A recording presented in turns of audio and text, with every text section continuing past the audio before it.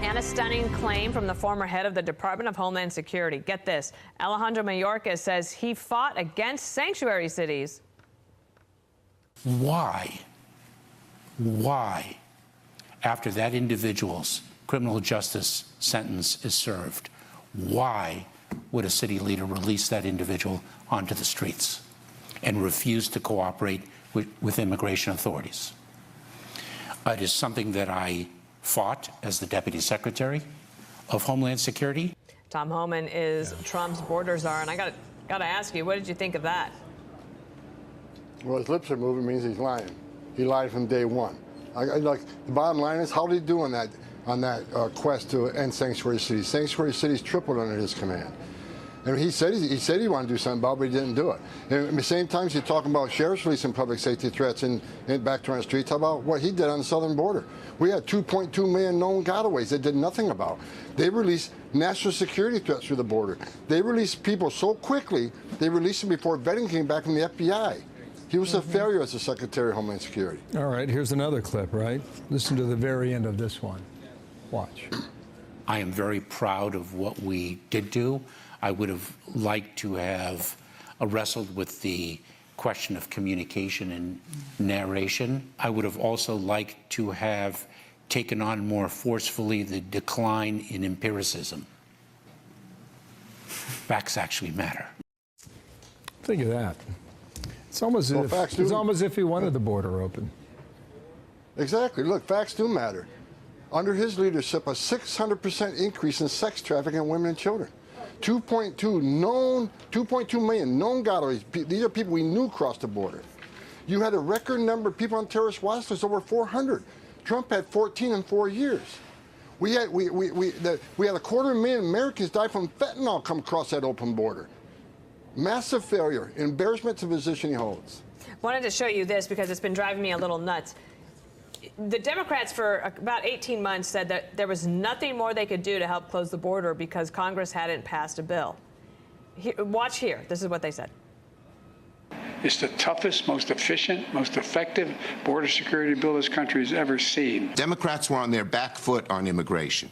Now we are on our front foot. Look, the president has been very clear. We need that bipartisan border security bill. By any objective measure, it's strong, tough, and realistic. I will bring back the bipartisan border security bill that he killed, and I will sign it into law. Look, a bill from Congress might be welcome, but you all have shown in 1 month you were able to shut down the border. Because we got a strong president. President Trump did in 3 weeks what Joe Biden didn't do in 4 years. And that bipartisan border bill, look, I respect Senator Langford. He called me, walked through that bill with me. He asked me to support it. I said no. I'm not okay with 4,000 or 5,000 illegal aliens a day crossing this border as being normal. I don't want that in statute. I'm not okay with a bill that doesn't address sex trafficking of women and children. And right now, you look at the numbers, what President Trump has did, we went from an average at the highs of 10 to 11,000 a day under Biden to 200. 11,000 to 200. The gotaways that I spoke about, 1,800 a day average under Joe Biden. You know what I saw the other day? 41. 1,800 to 41. We won't be happy that number is zero, but look at the strides President Trump made in 3 weeks that Joe Biden could have done. Mm-hmm. Sir, there was some news that Bill Melugin broke last night about the deportation of migrant families. This is the number under the Biden years for the apprehended family units, as they call them, 2.6 million. What Melugin's saying is that the families have already had their cases heard. They've been ordered to be removed. And you're going into the interior of the country to find them. How many are in that number thus far, and what is your target?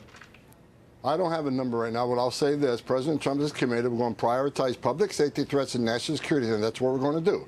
But I've also said if you're in the country legally, you're not off the table. As far as families and other non-criminal illegal aliens, they can come to the border to claim asylum. They can demand to see a judge. They can demand due process, and we gave that to them.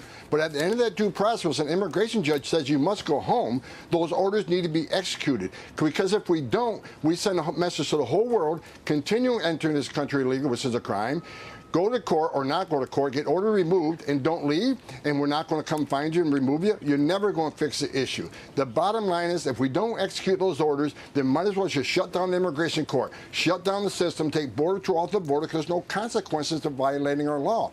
As sad, as emotional, as controversial immigration enforcement is something we must do to secure our border and save lives. When we send a message, regardless who you are, when you have to go home under a judge's order, that means less people come, which means less women get sexually assaulted by the cartels, which means less children die crossing the border, which means less Americans die from fentanyl, which means less women and children get sex trafficked. A secure border saves lives, and you can't secure the border unless you have consequences for violating that border.